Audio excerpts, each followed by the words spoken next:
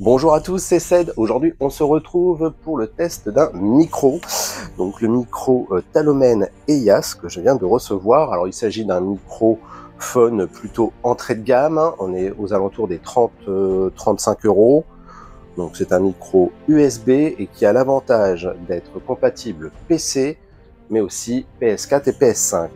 Il est RGB, c'est donc un micro USB, un micro carotide. On y va, on regarde ce que ça vaut, on va le tester, on va déjà l'ouvrir.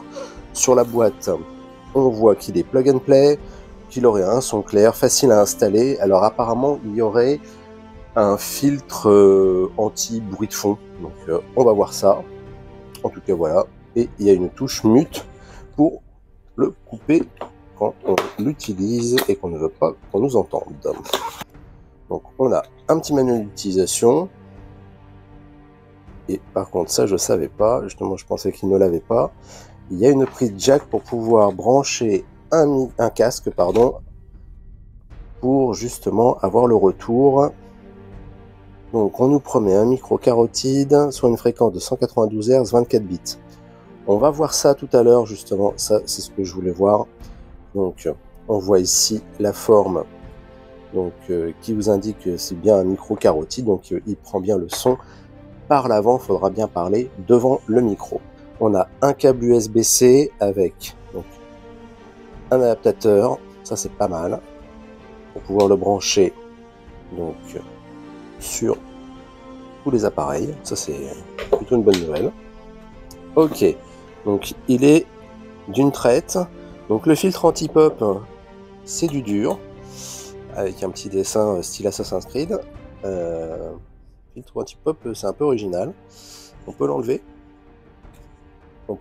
Donc on a un système d'araignée, je sais pas si vous voyez, donc le micro est sur des élastiques, donc le bouton de mute, j'imagine qu'il est là ici, donc le micro ne s'enlève pas, d'accord, il est fixe au support.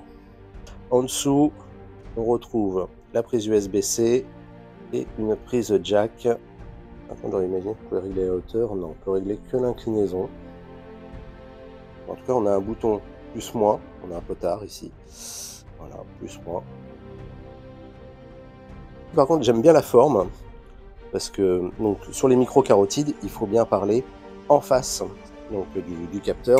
Donc là, je suis pas sûr qu'on pourrait le voir, mais en gros, ici, vous avez une cellule qui capte le son, et le son, plus il est devant, mieux il sera capté. Forme qui est pas ronde, on identifie tout de suite où est l'avant et où il faut parler. Bon, de plus, le micro, lui, est fixe, donc il n'y a aucun problème pour le bouger, donc vous savez où se trouve l'avant. Au niveau de l'installation, un câble à brancher.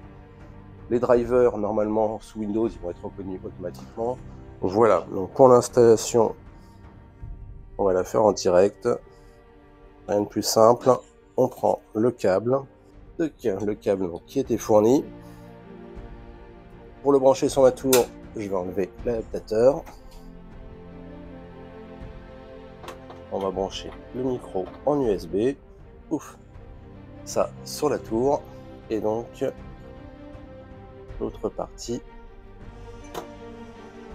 sur l'USB. Donc, une fois branché, ce qui donne. On va passer maintenant sur l'écran et on va tester et je vais couper mon micro et je vais commencer à enregistrer avec ce micro. Voilà, donc on se retrouve sous Windows. Je vais mettre le casque, voilà, donc j'ai branché le micro, donc l'USB, j'ai branché mon casque pour avoir un retour. Donc j'ai enlevé le filtre anti-pop qui je trouve pas vraiment très intéressant, je vais vous le mettre pour faire le test. Voilà, là vous m'entendez avec le filtre anti-pop. J'enlève effectivement les pop, par contre c'est un micro dur, donc déjà si vous touchez on entend directement, et puis ensuite il enlève quand même, je trouve, vachement de puissance au son, puisque effectivement c'est une plaque de plastique. Donc je vous conseille de l'enlever, vous aurez une bien meilleure qualité sonore. Voilà. On peut en supprimer le RGB, c'est-à-dire que donc vous avez un bouton mute ici sur le dessus, donc si j'appuie une seconde dessus, ça coupe le son. Voilà, donc là vous revenez sur le son du téléphone. Et là je peux allumer le son en appuyant dessus. Maintenant si j'appuie 3 secondes sur le bouton mute, ça coupe le RGB, voilà, donc c'est plutôt pratique. Appuyant 3 secondes dessus et donc on peut remettre. Voilà, donc si vous avez besoin de l'utiliser par exemple pour de la visioconférence professionnelle, il n'y a aucun souci, vous pouvez l'utiliser et vous n'aurez pas l'effet arc-en-ciel. Donc vous avez un bouton de volume qui vous permet donc de baisser ou d'augmenter le volume. Voilà, moi je vous conseille de le mettre à peu près à 80%. Si on le met à fond, on va le mettre à fond, voilà.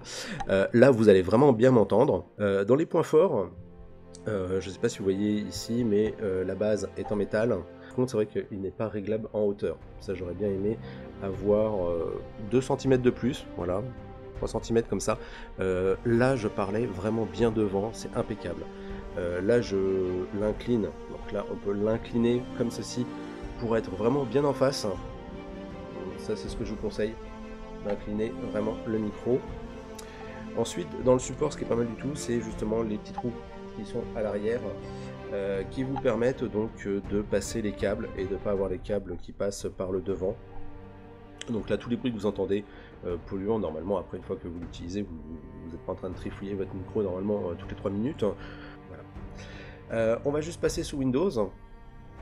Voilà, juste pour vérifier les caractéristiques qui nous étaient annoncées, donc à savoir 24 bits et 192 000 Hz.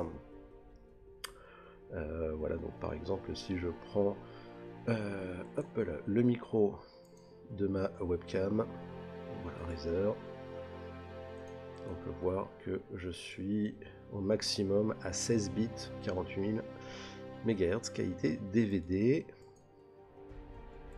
Voilà, ce qui peut dépanner, mais pas vraiment ce que j'attends. Donc le Talomène, il est ici, et donc là je suis à 24 par défaut. Là j'ai fait aucune installation, hein, donc je viens de le brancher.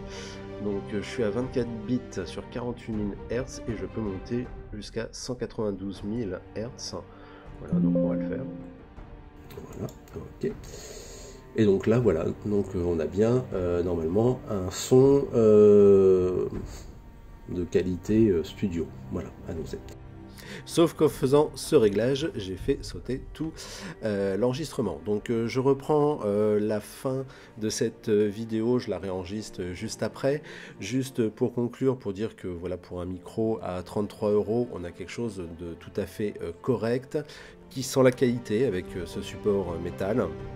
Alors certes, c'est pas le meilleur micro que je possède, voilà, j'ai d'autres micros, je pense, plus performants. Maintenant, il y a ce côté pratique, USB, on le branche, ça marche immédiatement, on n'a pas besoin d'allumer de carte son externe, c'est immédiat, vraiment. Il y a ce côté instantané, pratique.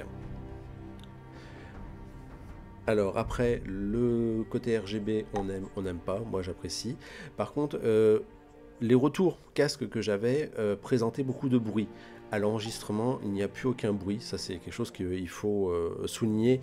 Le filtre loudless, là, le sans bruit de fond, fonctionne, même si dans le retour du casque, il n'y est pas en fait. Voilà, donc vous inquiétez pas, si vous entendez dans le casque du souffle, des gens qui parlent derrière, c'est normal, c'est le micro, mais il va traiter le son et ensuite l'envoyer. Au final, globalement, je suis plutôt satisfait pour le rapport qualité-prix. On a un produit très correct, pratique à utiliser et qui a plutôt un look sympa. Comme d'habitude, vous retrouverez un lien dans le descriptif de cette vidéo et n'oubliez pas de vous abonner et de laisser un pouce bleu si vous avez apprécié cette vidéo. Et je vous dis à bientôt pour de nouveaux tests.